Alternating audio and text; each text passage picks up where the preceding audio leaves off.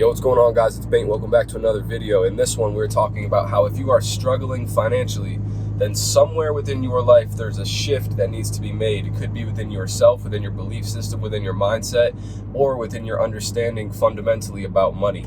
So, a couple things first of all, before we get into this video, I'm going to put my seatbelt on. I know a lot of you guys have been commenting saying, oh, bro, you got to put your seatbelt on. We don't want to see you die and shit, and I appreciate that. So, for you being concerned about my safety, I will put my seatbelt on to alleviate distressed commenters that want to see me buckle up. There you go. Love you guys. Also, a lot of you have been commenting saying that the videos have been helpful for you. It's been, entertaining, educational.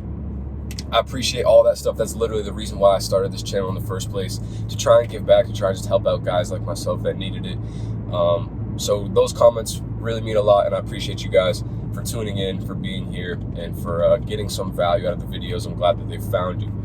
Anyways, let's get on with the topic for today. So we're talking about money, and if you're struggling financially, there's some things that you might need to change to unlock the financial abundance that it is you seek. First of all, the biggest thing that I had to do was understand what money actually was. So a lot of you guys probably think, oh, money is this thing that you trade your time for, and it's just this piece of paper with a value, and you can use it to exchange it for goods and services and shit. And yes, on a fundamental level, on a very surface level, that is what money is and what money does. However, understanding what actually makes money, understanding that the way the economy is built, the way that the financial system is, I'm in the US, so specifically in the US is built, it's all built off of fucking debt. So you need to understand the system and how that works. And honestly, there are better people out there on the internet to explain that to you than me. But understand that you need to further your knowledge when it comes to what money actually is and how people on the highest levels of wealth are playing the game. You need to go find people that can tell you how to do that. And I'm not at that level yet, so I don't feel as though it's right for me to explain how that whole system works. I'm here telling you how I've implemented those things and practiced them in my own life. But there are people like Luke Belmar, like Andrew Tate, people that are already very, very successful that can probably give you that information and package it in a more easy to understand way than I can. So first thing first is understanding that you need to change your understanding about money. Now, there's a couple things that I personally have learned that changed the way that I think about money. The first one is that you are hard capped within your financial earnings if you trade your time for money. Now, if you work a job and you get paid $20 an hour, realistically, there's only so many hours in a year. And if you worked every single hour, 24 hours a day, there's still a hard cap, a hard ceiling at which your income would be limited to, just purely based off the amount of hours of the day. So for me, working on something or trying to find a business model that could be recurring, but also something that works for me while I don't have to be present in the business, that's something that's huge. And starting to think about opportunities like that and where you can put money to work for you so you don't have to work for your money is something that's very, very critical to understand as well. So that's kind of the understanding, the knowledge piece of it. And I will make further videos in the future kind of breaking down each of these things in way more depth, but I kind of wanted to give you just a brief oversight and talk about the three things that I think are going to really help you for struggling financially. So that first one, understanding more about what money actually is and how people at the highest level are playing the game. The second thing is your actual belief system around money. So I know so many people are like, oh, tax the rich and starve the rich, or whatever the fuck the little saying is, and oh, money's the root of all evil and all this stuff. If you want to get more money, but you think money's the root of all evil, don't you think that's a little contradictory? You're basically saying that you yourself are evil for wanting money, and I don't think that's true. I think that you've been programmed and conditioned to think that money is bad or having lots of money is bad. A lot of people are under the belief that in order to accumulate large amounts of money, you have to do it in a immoral way, or for you to have a lot of money means that someone else has to have less. That's totally not true at all. I've been around money before, I've seen money before, and not even at the crazy levels that if you were a millionaire or billionaire, you would have access to seeing, but understand that money is abundant. There is no shortage of money in the world. And this kind of goes into a little bit more about education, like the first point.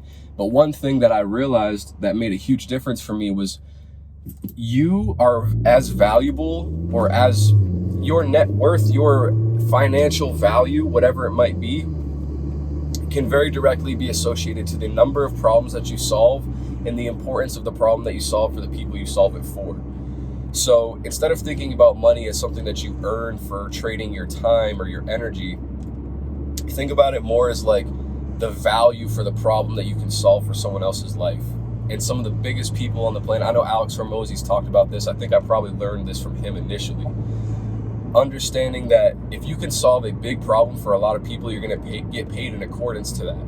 And when you start thinking about how can I solve problems for people, valuable problems for people, problems that they are willing to basically pay me to do it for them, if you can solve people's pain, they will pay you.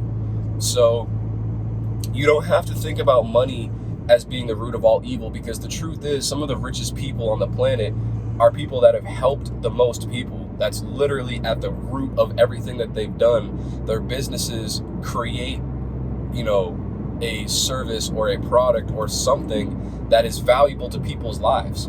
That is how we use our money. When you buy something at the store, or when you buy a service, your money is basically like casting a vote saying like, hey, I like this thing and this thing is helpful. Now, we live in a commercial society, right? We live in a commercialism-based society, whatever you want to call it, capitalist society. There we go. That's the word I was looking for. And so we are programmed also to buy dumb shit and stuff that is useless that we don't need. However, generally speaking, if it's something that you spend your money on, somewhere in your mind, whether it actually has real world value or it's been marketed to you to have value, you spent your money on something because it was going to make your life better in some way. So if you look at someone like Jeff Bezos, who owns Amazon, which is one of the biggest retail stores, I guess, online, that is basically global at this point, and the amount of convenience and the amount of value and the amount of improvement that they have been able to make to people's lives by opening up any product that they want to basically get it to you within a couple of days, like that's a huge problem that they solved, and they've been paid accordingly. So I think that if you think money is something that has to be like, you have to be a bad person to get a lot of it, or it's done nefariously or illegally, then you have some serious belief systems that you need to abolish and destroy, because again, some of the richest people on the planet are simply people that have helped the most people. So change and throw out this belief that money is something bad. Like it's bad to have money, like it's bad to be rich, like you shouldn't be rich because people will hate you and not like you, whatever. That's bullshit. So that ties me nicely into the third point that I want to make, which is in order to accumulate more money than you have currently, there's probably belief systems about yourself that you need to change. So the last point, we're talking about your belief system around money in general, but you also need to change your belief system about yourself. You need to be able to believe, accept, and fully embody being a person that is capable of having large amounts of money. If you're like, oh, I could never be a millionaire, then you won't be.